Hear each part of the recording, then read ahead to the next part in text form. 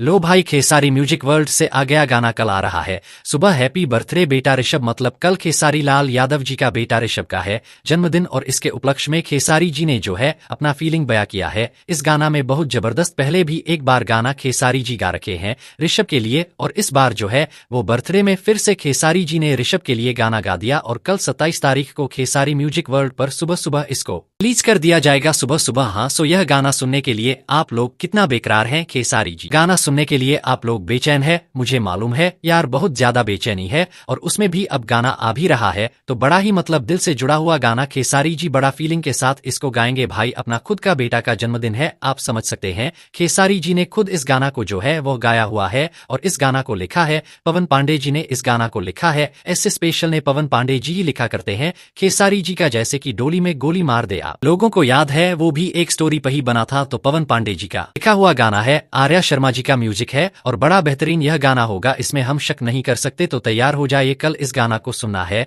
और इसी गाने में कमेंट बॉक्स में हैप्पी बर्थडे ऋषभ बाबू ही कमेंट करेंगे आप लोग। मैं आप सबके प्यारे भाई, आप लोग देख रहे थे भोजपुरी खबर। ये वीडियो पसंद आया तो लाइक शेयर जरूर करिएगा। थैंक